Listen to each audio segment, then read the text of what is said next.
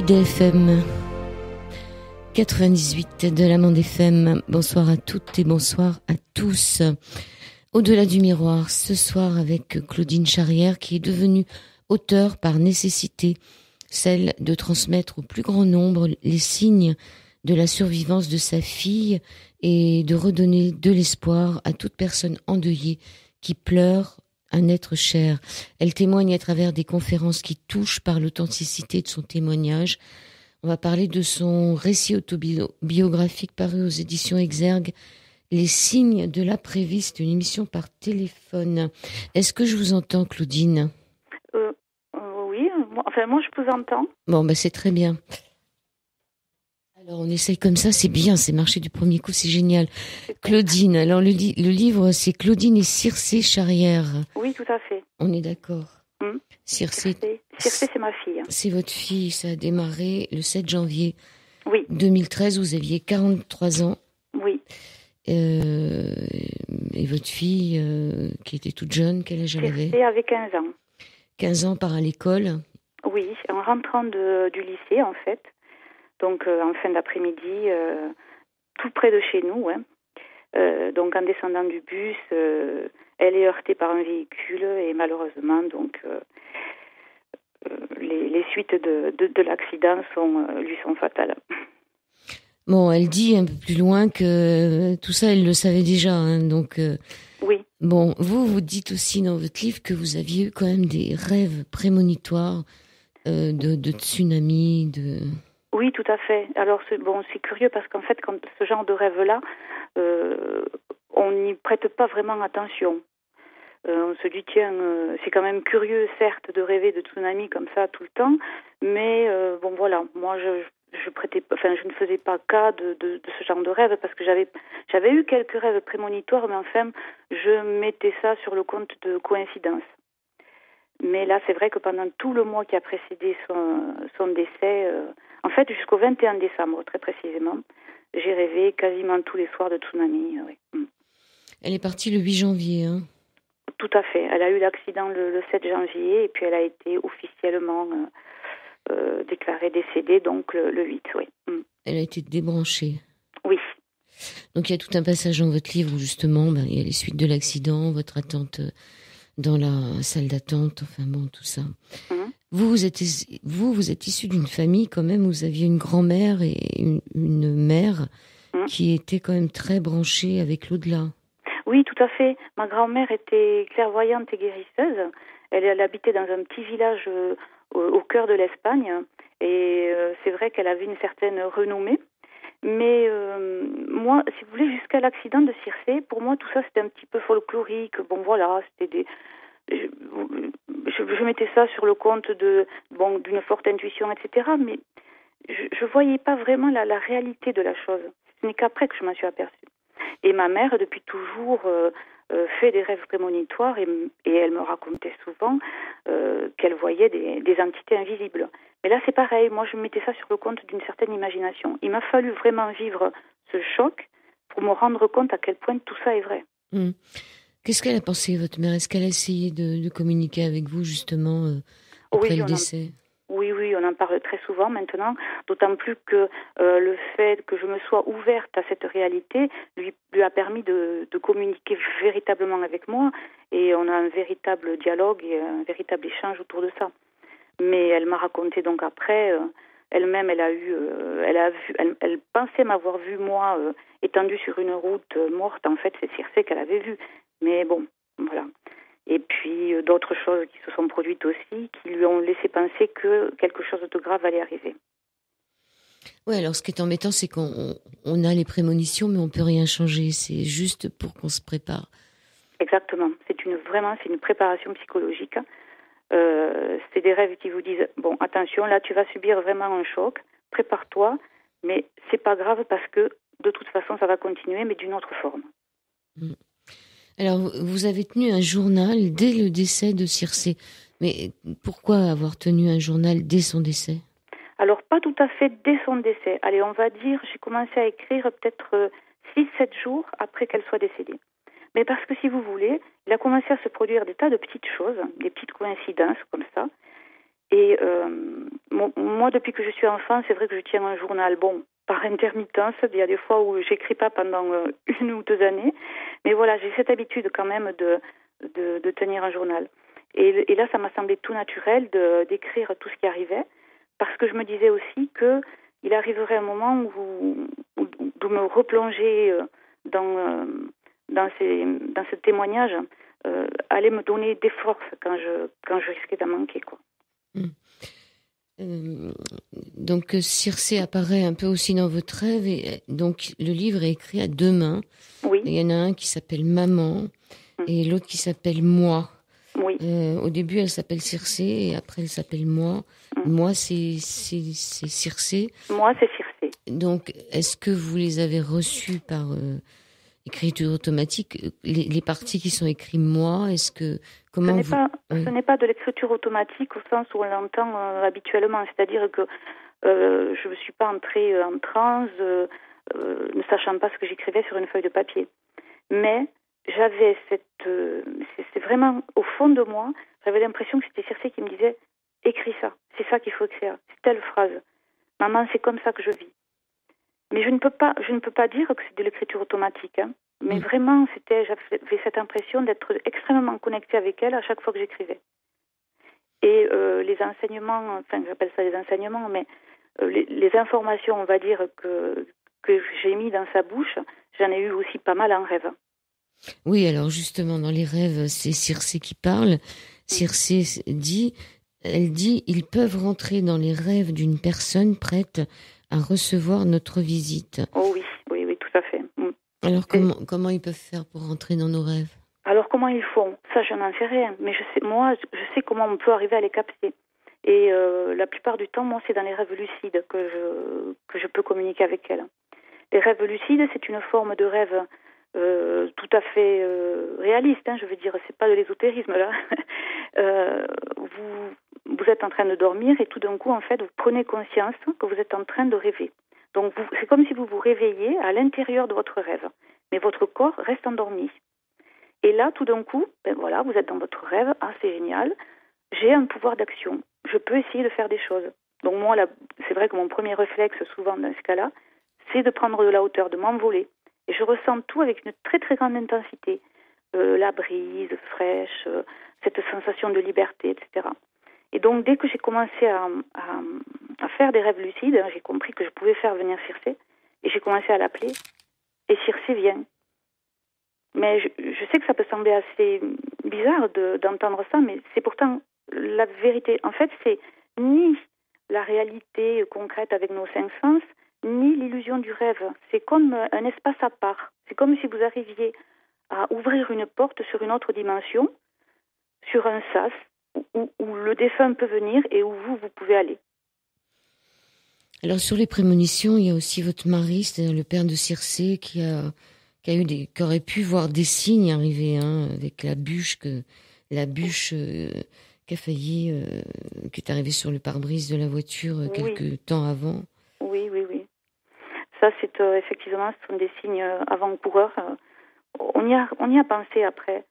On s'est dit, c'est quand même curieux, ça, parce que c'est vrai que ce jour-là, dans la voiture, alors que Circé ne montait jamais devant quand on était tous les 4 en voiture, elle montait toujours derrière, toujours. Et ce jour-là, elle est montée devant. Et donc on roulait, puis on a croisé un camion qui transportait du bois. Et il y a une bûche qui s'est envolée et qui est venue taper sur le pare-brise à hauteur de son visage. Et alors elle a baissé instinctivement la tête. Et le pare-brise a été un peu fêlé, mais voilà. Et on s'est dit quand même, c'est curieux. Et puis quelques jours avant aussi, elle avait eu une crise de gastroentérite. Elle avait extrêmement mal à l'estomac, elle n'arrivait plus à respirer. Et on l'a amenée aux urgences parce qu'on a vraiment pris peur. Et puis bon, ils ont réussi à... Enfin voilà, ils l'ont soignée, et voilà.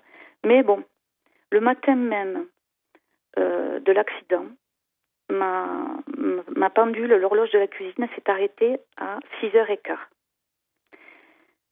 Et quand je suis rentrée à la maison, le soir, vers 17h30, je me suis dit, tiens, il faut que je change, que je remette une pile dans l'horloge. Et l'accident a eu lieu à 18h15. Voilà, je n'avais pas remis la pile dans l'horloge. Mais c'est des petites choses comme ça qui me font dire, bon, il y avait quelque chose qui se préparait là. Oui, puis elle s'était habillée avec ses habits du dimanche. Elle s'était fait belle ce jour-là. Oui, Elle s'était préparée à être toute jolie. Hein. Oui, elle portait ses habits préférés, oui. Alors, on explique un peu que vous êtes prof, hein, je pense. Hein. Vous travaillez dans une école et elle était dans la même école que là où vous travaillez. Oui, alors moi, en fait, je suis secrétaire administrative. Je travaille au service intendance. Et elle était élève en classe de seconde dans ce lycée. Et papa aussi était secrétaire administratif dans le même établissement. Donc vous l'avez vu juste avant l'accident. Ouais, j'ai eu cette chance-là. C'est vrai qu'elle est passée le matin au bureau et j'ai eu cette chance-là, oui. Alors, ce qui est très étonnant, votre livre est bourré de coïncidences, de choses invraisemblables qui arrivent. Par exemple, ces messages qui arrivent sur Facebook alors qu'elle est décédée. Oui, alors, en fait, donc ça, c'est un jour où je me suis connectée. Et vous savez, quand vous vous connectez sur Facebook, vous avez, quand vos amis sont connectés, vous avez un petit point vert qui signale qu'ils sont connectés. Et donc, j'ai vu ce petit point vert devant le nom de Circé. Donc, bon, ça pouvait pas être elle qui était connectée physiquement. Je me suis dit quelqu'un a son mot de passe et s'est connecté sur son compte. Bon, alors j'ai demandé à Gérald, j'ai dit à mon mari donc, est-ce que toi sur ta page Facebook, quand tu vas sur ta page Facebook, tu as le petit point vert devant le prénom de Circé? Non, pas du tout. Et moi je continuais à voir ce petit point vert. Alors j'ai demandé à ma nièce, je l'ai appelée, j'ai dit tu peux regarder sur Facebook là si tu as le point vert devant le prénom de Circé? Non, non plus. Il n'y avait que moi. Alors je me suis dit, c'est comme si elle cherchait à me dire quelque chose. Donc j'ai cliqué. Et j'ai reçu, en fait, le dernier message qu'elle m'avait envoyé, c'était au mois de décembre. Moi, je venais de m'inscrire sur Facebook, hein, et elle m'avait envoyé un petit message pour dire, bon, maman, ne m'en veux pas, je te bloque, mais je t'aime. Parce que, voilà, elle ne tenait pas à ce que j'aille farfouiller sur sa page. Et en fait, si vous voulez, ça venait, ce message, pour moi, c'était comme une réponse à... Bon, je sais très bien que cet accident, elle n'était pas responsable. Je veux dire, elle a traversé sur le passage piéton. Elle n'était pas distraite par quoi que ce soit, par les écouteurs, parce que ce matin-là, justement, pour la première fois, elle les avait laissés à la maison. Et donc je me disais, mais pourquoi Circé, pourquoi tu as pas fait plus attention? Je pensais ça, vous savez. Et puis ce message, c'était, maman, ne m'en veux pas, je t'aime. Voilà, c'était comme une réponse à ce questionnement que j'avais à ce moment-là. Moi, je l'ai pris comme ça, toujours. Alors, en tous les cas, des messages, vous allez en recevoir. Il y a aussi beaucoup de papillons qui arrivent. Oui, beaucoup de papillons. Beaucoup, même des papillons à retardement. Oui, des papillons à retardement. Par la suite, on a trouvé beaucoup de petits clins d'œil à travers des papillons. On s'est rendu compte que Circé, en fait, elle adorait les papillons. Elle en avait un peu partout. Mais on s'en était jamais rendu compte, en fait, avant. Et oui, par exemple, un jour, je cherche un ustensile que j'avais rangé dans un placard dans le garage, et je tombe sur un vieux livre à Circé. Bon, je le prends comme ça, machinalement, je feuillette, et à l'intérieur, je trouve une enveloppe, en fait, en forme de papillon. Et voilà. Enfin, c'est des petites choses comme ça, mais je me dis...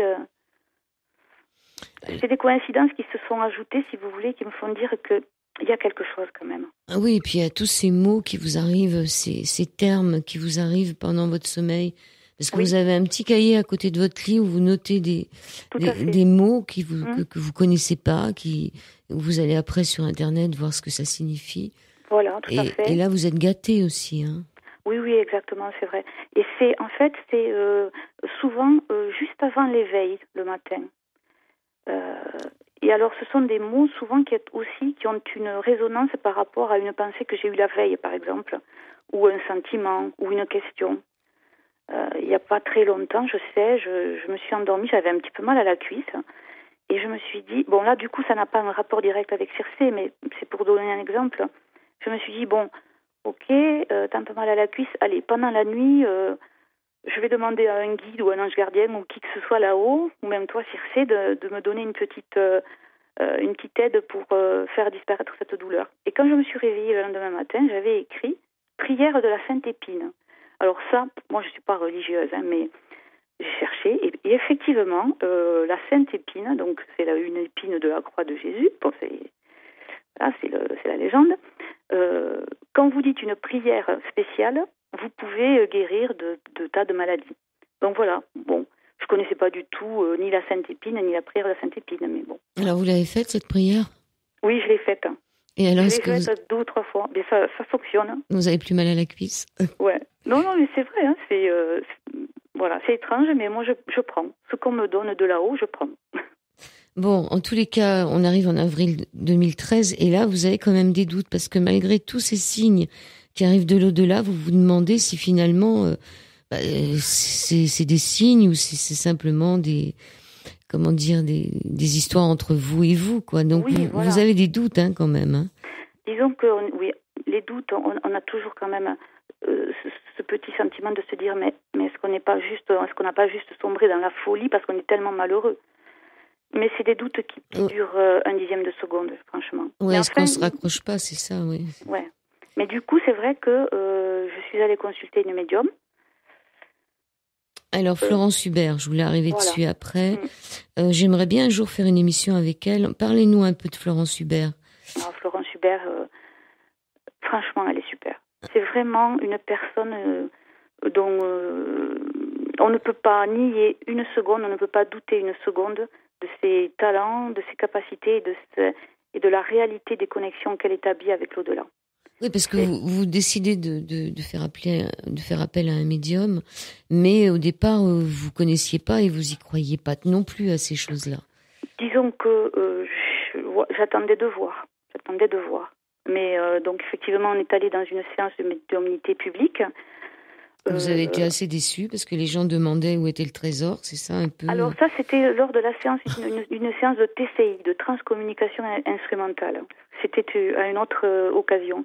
Mais cette première séance de médiumnité publique, qui était donc organisée par Florence Hubert, elle a comblé nos espoirs, mais au-delà de toute attente, quoi, parce que ce jour-là, par exemple, elle nous a donné 2 chiffres. Ces 2 chiffres-là, pour nous, ils n'évoquaient rien du tout. Mais lorsque ensuite, c'était quoi, 1 mois après, donc je me suis dit, bon, Circe avait un iPod que j'avais jamais osé toucher. J'ai dit, bon, allez, je vais le prendre. Mince, quel est le code? Et je me souviens, c'était ce code-là. C'était les 2 chiffres qu'avait donné Florence Hubert et qui, en plus, ces 2 chiffres, ils sont très importants pour Circe parce que c'est la date de la rencontre avec sa meilleure amie, Anaïs. Et donc, c'était vraiment une date très importante pour elle. Alors, cette fameuse Florence Hubert, elle est dans le sud de la France. Vous êtes où exactement, vous? Alors, moi, je suis à peu près à 100 km en dessous de Toulouse. D'accord. Voilà. Et Florence Hubert, elle est dans le centre, Alors, Florence Hubert était sur Toulouse, mais elle est repartie... j'arrive jamais à me rappeler... Elle est repartie, c'est plus dans le centre de la France qu'elle se trouve maintenant. Mais elle vient... à peu près, une fois tous les 2 mois, elle revient ici dans le sud pour faire des petites conférences qu'elle organise là, oui. Bon, on va écouter la chanson préférée de votre fille Circe. Sur l'antenne, on va peut-être pas l'entendre en entier parce qu'elle est longue et qu'on a plein de choses à se dire. Au-delà du miroir sur l'antenne d'IDFM, nous sommes toujours avec Claudine Charrière et nous parlons de ce livre Les signes de l'après-vie. Récit autobiographique de la connexion entre Claudine et sa fille Circe. Circe qui nous a quittés en 2013, le 8 janvier exactement. En première partie, on a un peu évoqué ce passage. On était avec Claudine, on était avec Florence Hubert. Donc vous allez voir des médiums. Vous avez vraiment besoin de savoir, d'avoir des communications avec Circe. Et donc... En mai 2013, moi, c'est-à-dire Circe, dit dans votre livre, s'occuper des êtres qu'on aime demande toujours beaucoup d'énergie. Oui. Hein, c'est pas elle qui dit ça, c'est un certain homme qui est à côté d'elle. Ça demande beaucoup d'énergie, donc elle est restée, on peut dire, entre 2 mondes, parce que vous aviez besoin d'elle. C'est vraiment la sensation que j'ai eue. Il y a eu vraiment une année symbolique, je pense, pendant laquelle elle a été extrêmement proche. Et c'est comme si elle avait un petit peu fait le sacrifice de sa complète liberté pour rester au plus près de nous. Mais voilà, j'avais vraiment cette sensation qu'elle naviguait sans cesse entre là-haut et puis près de nous, là-haut, près de nous. Parce qu'elle avait besoin de savoir que ça allait bien se passer, qu'on avait compris, qu'elle était bien.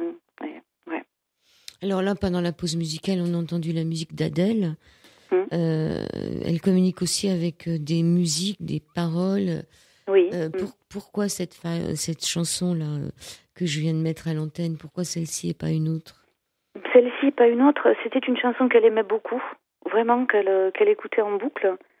Et donc c'est vrai que pour nous c'était sa chanson. Et puis à un moment donné de son existence, elle avait eu un gros chagrin d'amour et cette chanson lui parlait beaucoup, je pense, à ce titre. Et donc voilà, donc c'est vrai, voilà, ça c'est vraiment sa chanson. Et on a remarqué qu'elle arrive très souvent, cette chanson, à des moments clés. Je l'ai eu encore pour mon dernier anniversaire.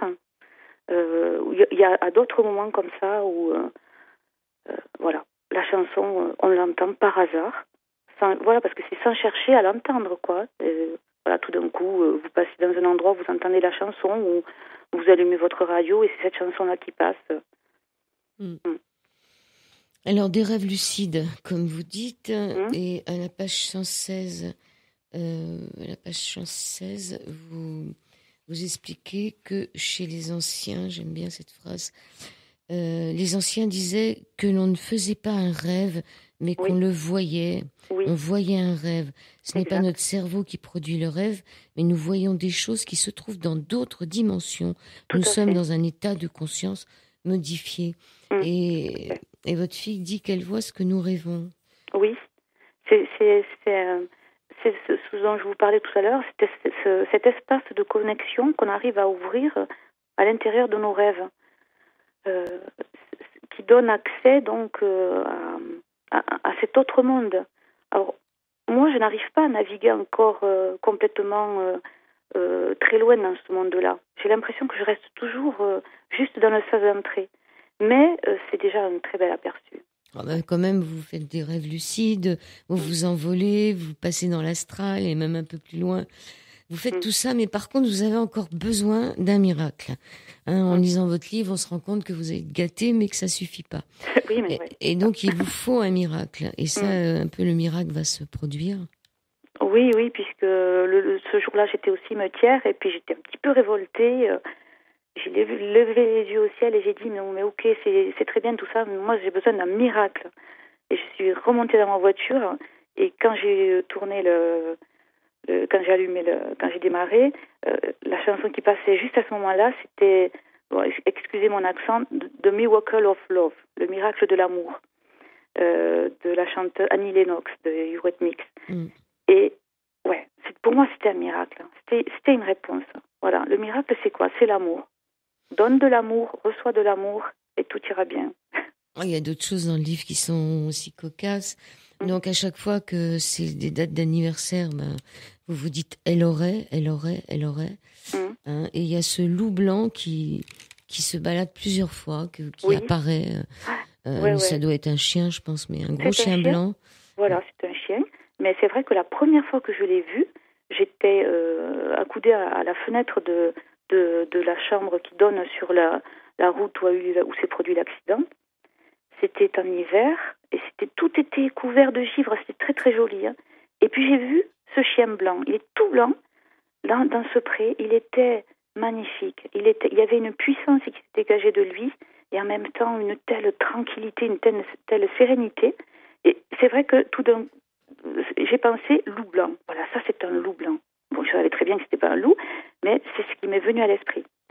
Et donc ensuite, quand j'ai fait des recherches sur le loup blanc, j'ai découvert des choses très intéressantes sur cet animal, notamment que pour les Amérindiens, ça peut être la manifestation de votre ange gardien, enfin voilà, ce genre de choses. Et vous allez chercher votre animal totem, mais ça on le trouve dans le livre. Ce loup, vous l'avez revu, et pas que vous, votre mari aussi l'a vu. Tout à fait, oui, mon mari l'a vu aussi, et ça a été une rencontre en fait, vraiment une rencontre, c'est-à-dire que pareil, un petit matin, en sortant de la maison, loup blanc, parce qu'on l'appelle comme ça maintenant, même si on le voit rarement, étaient là, presque en face de lui, et puis ils sont restés un moment à se regarder, vraiment à se regarder. C'est drôle, un animal qui vous regarde. Il y a une connexion qui se fait vraiment entre l'âme de l'animal et la vôtre. Et voilà, donc c'était un joli moment, quoi. Mais malgré tout ça, ça vous suffit pas. Vous vous posez la question à un moment, mais après tout, si elle s'était déjà réincarnée, c'est-à-dire, si votre fille s'est déjà réincarnée, est-ce qu'elle peut encore communiquer avec vous? Oui. Vous posez la question. Oui. Et cette question-là, je l'ai déjà entendue dans des séances de médiumnité, etc. C'est une question que se posent souvent les gens. Ok, la réincarnation. Mais alors, ça veut dire quoi? La personne que j'ai perdue, c'est fini. Je ne peux plus communiquer avec elle. Et c'est quelque chose qui me travaillait un petit peu. Je me disais, mais bon, voilà, ça m'inquiétait. Et puis, c'est arrivé un soir en dormant. Quand je me suis réveillée le lendemain, j'avais la réponse. Alors, est-ce que c'est une réponse que j'ai inventée? Peut-être. Mais pour moi, c'est une réponse qui me venait d'ailleurs. C'est-à-dire que ce que je pense intimement, et j'en suis convaincue, c'est que on ne peut pas se réincarner tant que quelqu'un en bas a besoin de nous. Et ce n'est que le jour où la dernière attache que vous aviez est remontée à son tour que vous pouvez éventuellement vous réincarner si vous en avez envie. Oui, elle n'a pas l'air de se réincarner, votre fille, d'après ce qu'on lit dans ses histoires. On voit ce qu'elle devient là-haut, ce qu'elle fait. Ouais, très sincèrement, je ne crois pas qu'elle se réincarnera. Et quelque part, je le lui souhaite. Je souhaite qu'elle soit arrivée vraiment au bout de ses expériences terrestres et que pour le reste, elle n'ait plus qu'à évoluer là-haut en toute liberté et en toute sérénité. Alors, à la page 155, c'est elle qui parle, ou tout du moins, oui. Elle dit, rappelez-vous votre histoire. Non, c'est pas elle qui parle, mais bon, rappelez-vous votre histoire. Il était une fois la source. Elle était l'unique et le tout, celle de qui tout part et vers qui tout revient. L'étincelle première. La source a propagé la vie dans tout l'univers, portée par des êtres, portée par des âmes lumière. Nous sommes une part de cette lumière et nous portons toutes en nous une part de l'étincelle première. Mais pour apprécier en pleine conscience cette formidable chance qui est d'exister, d'être, de vivre, il faut prendre corps dans la matière, expérimenter certaines sensations physiques pour comprendre la beauté de nos sensations spirituelles. Vous partez pour un voyage durant lequel vous apprendrez à être vous-même à travers de grandes joies et de douloureuses épreuves, un voyage dont la beauté vous sera révélée lorsque vous serez prête.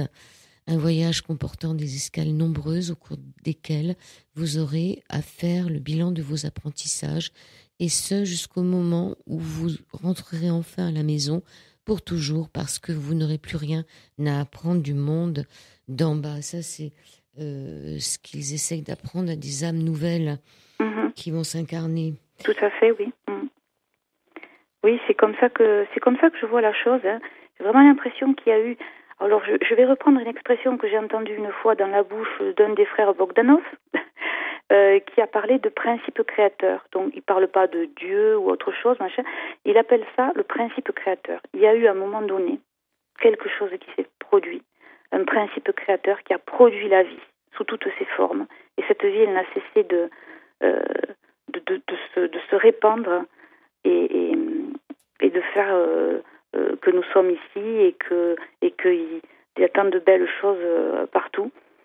Et c'est comme une énergie, comme une explosion d'énergie qui n'a pas fini sa course et qui continue. Et puis voilà, et bien un jour on repart dans ce flux, dans ce courant et je sais pas, j'ai l'impression, oui, qu'un jour tout reviendra à ce principe créateur-là. Ce sera une sorte de boucle. C'est comme ça que je vois les choses. Ouais. Circé vous dit aussi qu'on peut choisir ses parents car on a des choses à leur apprendre. Oui. Je suis persuadée effectivement que on choisit la famille dans laquelle on va venir, dans laquelle on va naître. J'ai lu une fois un article sur un jeune Américain, mais là j'ai oublié son nom, qui racontait son ancienne vie. il avait comme ça des souvenirs de son ancienne vie et c'était tellement envahissant que ses parents ont fini par l'amener sur les lieux où il pensait avoir vécu et puis ils ont découvert qu'effectivement tout ce qu'il avait raconté était vrai, etc. Et ce jeune garçon dit oui, je me souviens de vous, papa, maman, quand vous étiez sur la plage à tel endroit. Et c'est ce jour-là, quand je vous ai vus tous les deux si amoureux, que j'ai décidé de venir m'implanter dans votre famille. Je crois vraiment, véritablement qu'on choisit où est-ce qu'on va naître. Ça nous parle, des fois on a ça peut parler. Moi ça me parle bien. Ouais. Alors vous avez besoin de partager tous ces moments comme si cela devait leur donner davantage de véracité. Oui, c'est vrai. Puisque vous êtes toujours étonné de tout ce que vous avez vécu, de tout ce que vous avez... Oui, il y a un peu de ça. Et puis surtout, dès le départ, en fait, ce que je voulais, c'était faire partager ma famille, mes proches, à ce bonheur, parce que c'est quand même un bonheur de vivre toutes ces choses-là. Même si il faut... c'est tragique, c'est un événement tragique, dramatique, mais il y a un tel bonheur qui peut s'en dégager, c'est de la lumière, hein, c'est une connaissance tout d'un coup qui vous arrive comme ça. Alors ça coûte extrêmement cher, mais bon, puisque vous l'avez, il faut le prendre et puis essayer de le partager. Et moi, je voulais faire partager ça à ma famille, leur faire comprendre que Circé était toujours là, que certes, ça n'allait pas empêcher qu'on pleure encore bien souvent, etc., mais qu'il fallait essayer d'être le plus heureux possible finalement malgré tout. Pourquoi vous venez de dire que ça coûte extrêmement cher? Ça coûte cher d'ouvrir les yeux. Enfin, moi, ça m'a coûté très cher. Hein. À mon mari, ça lui a coûté très cher. Parce que ouvrir les yeux, pour nous, ça veut dire quoi? Ça veut dire que notre fille, elle est partie de l'autre côté. Et c'est comme ça qu'on a ouvert les yeux. Donc, oui, c'est la mort de votre fille. Voilà. Le prix à payer est exorbitant. Mais maintenant que j'ai les yeux ouverts, je regrette pas. Je le regrette pas. Que mes yeux soient ouverts, je veux dire. Bien sûr, si on me donnait le choix aujourd'hui, tu reviens comme avant. Donc tu seras dans un monde matérialiste, etc., enfermé dans tes théories et tes principes, mais on te rend ta fille. Bon, je crois que j'hésiterai pas une seconde.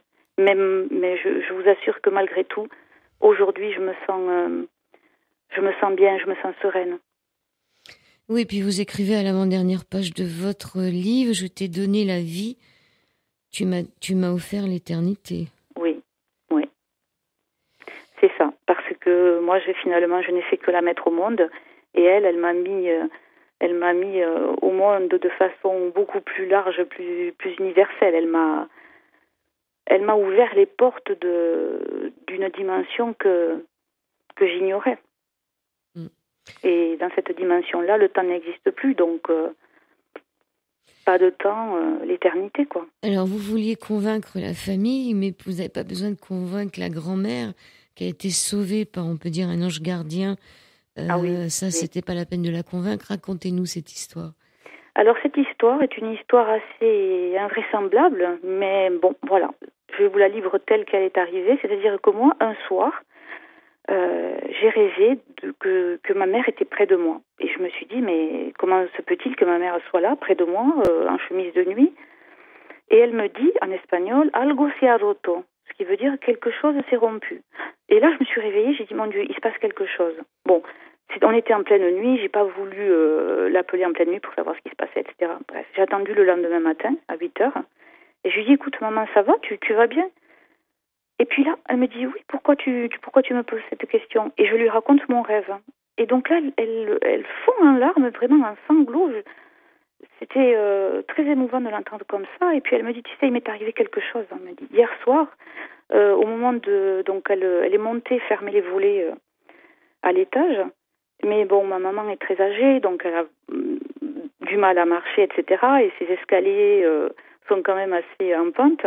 Et lorsqu'elle est arrivée à la dernière marche, en fait, elle a trébuché.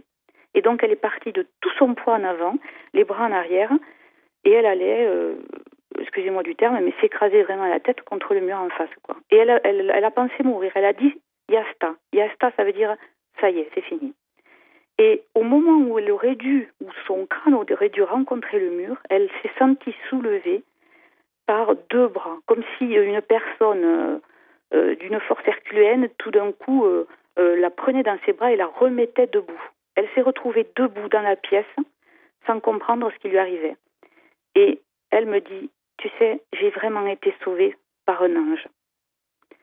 Et donc elle a beaucoup pleuré parce que c'était quelque chose pour elle finalement d'atroce de se dire pourquoi moi on m'a sauvée alors que j'ai 90 ans et voilà, et pourquoi ma petite fille n'a pas été sauvée. Donc bon, c'est des choses qu'on pense comme ça sur le moment, mais après on sait bien que voilà, quand le moment est venu, le moment est venu. Ouais, c'était peut-être pour qu'on en parle ce soir. On Ouais. fait la pause musicale avec Michel Delpech. Oui. C'est aussi un peu ce qui nous attend sur le 98 de la Bande FM pour la troisième et dernière partie de cet au-delà du miroir avec Claudine et Circé Charrière. Alors, Circé parle des anges gardiens. Vous êtes là ? Oui. Claudine. Elle parle des anges gardiens à la page 204 et elle dit ceci, elle dit il est temps que je vous parle des anges gardiens. N'allez pas vous imaginer de grands types androgynes vêtus de blanc en aborant une paire d'ailes à faire pâlir d'envie un aigle royal. C'est beaucoup plus subtil que ça. L'ange gardien, c'est comme une projection de ce qu'il y a de meilleur en soi, qui aurait une existence propre et qui passerait son temps à surveiller vos faits et gestes pour vous aider en cas de coup dur. Il y a beaucoup d'enseignements de Circé dans ce livre, oui. Claudine. Tout à fait. Et c'est des enseignements que, pour la plupart, que j'ai reçus en rêve, mais c'est sa façon d'être quand je la rencontre dans les rêves. C'est sa façon d'être, de se comporter, de voir comment elle évolue. Parce que c'est pas forcément des dialogues ou des phrases toutes dites. C'est comme de la télépathie, si je puis dire. C'est comme si j'arrivais à lire dans son âme ce qu'elle vit. C'est très intense. Et c'est aussi à travers les méditations, d'ailleurs. Oui. Alors, vous vous amusez, enfin, d'un seul coup, il vous prend l'envie d'étudier les cartes, la cartomancie. Oui. Vous tirez les cartes un peu aussi, c'est amusant. Oui. Et là, vous décidez finalement de communiquer avec Béline. Oui. D'essayer de communiquer avec Béline qui est mort. Hein, c'est l'oracle de Béline. Et c'est amusant, ça, l'idée de communiquer avec des gens qui sont pas là, mais que vous connaissez pas. Oui, mais parce que je me dis que c'est l'endroit idéal pour les rencontrer. Cet espace-là du rêve lucide, c'est vraiment l'endroit idéal pour rencontrer quelqu'un. Et non seulement quelqu'un qui viendrait de l'au-delà, mais aussi pour communiquer avec vous, avec votre ombre, voilà. Et donc lui, Béline, j'avais envie de le rencontrer parce que quand j'ai débuté la cartomancie, je me disais mais est-ce que tu es dans le juste ? Est-ce que ce que tu fais est bien ? Est-ce que tu interprètes comme il faut ? Je me posais beaucoup de questions. Et je me suis dit, oui, finalement, le seul qui peut me répondre sur mon interprétation de l'oracle de Béline, c'est Béline lui-même. Donc, je me suis dit, allez, tu vas essayer de le rencontrer en rêve lucide. Et vous avez rencontré quoi ? Dites-nous, parce que c'est trop drôle. Ce que j'ai rencontré, donc, c'est Béline lui-même. Hein, c'est sa tombe ? Oui, ça tombe la première fois parce que j'ai mis 2 ou 3, il a fallu quand même 2 ou 3 essais avant que j'arrive à le rencontrer. Mais la première fois, oui, c'était sa tombe. Oui, donc ça... Je me suis retrouvée devant sa tombe et puis voilà, le rêve s'est arrêté là. Bon. Puis ensuite, j'ai réussi à le rencontrer. Alors, vous découvrez aussi le Circé, le centre d'information, de recherche et de consultation sur les phénomènes, sur les expériences personnelles, Circé, qui est le même nom que votre... Oui. Qui a été créé en 2009. Vous pouvez nous en parler un peu ? Alors, c'est en fait... nous, on en a entendu parler un soir, on zappait, et puis tout d'un coup, il y avait une émission, on entend ce terme. Oui, le Circé étudie les phénomènes comme ça, les expériences extraordinaires vécues par les gens. Donc, c'est un centre qui regroupe des personnes qui ont fait ce genre d'expérience-là, pour pouvoir en parler, parce que c'est pas évident de parler de ces choses-là. Moi, j'arrive à en parler librement, mais ça m'a pris du temps. Et donc, il y a des personnes qui n'arrivent pas à franchir le pas de raconter ce qui leur arrive. Et c'est important de trouver un espace où ils peuvent s'exprimer, où ils peuvent poser leurs questions, comprendre qu'ils sont pas fous. Parce que des fois aussi, on peut se demander si au niveau mental tout va bien. Donc le CIRCE, je sais que c'est un centre qui a été créé dans ce but-là. Et c'est quand même marrant, quoi. Voilà, CIRCE, bon. Alors donc là, on arrive en mars 2017. Le livre se termine en début 2017, hein, je crois. Est-ce que vous avez toujours des messages de CIRCE? Oui, j'ai toujours des messages de CIRCE. Ils se font un petit peu moins fréquents maintenant, mais c'est parce que je pense que j'ai réussi à la libérer, si vous voulez, quelque part. Et vous aussi. Oui, du coup, ça me libère. Oui. Mais elle est toujours là quand j'ai besoin, elle est toujours là. Et puis maintenant, j'ai d'autres personnes qui sont... puisque mon père est décédé en 2017, il m'a envoyé un ou deux signes. Et puis en février dernier, j'ai perdu mon frère qui est allé rejoindre le reste des explorateurs de l'autre monde. Et dont j'ai eu aussi des signes également. Donc voilà. Le fait de recevoir d'ailleurs des signes de mon père et de mon frère est venu encore apporter, en ce qui me concerne, une preuve que ce que je vivais avec CIRCE, c'était pas juste un simple besoin de compensation.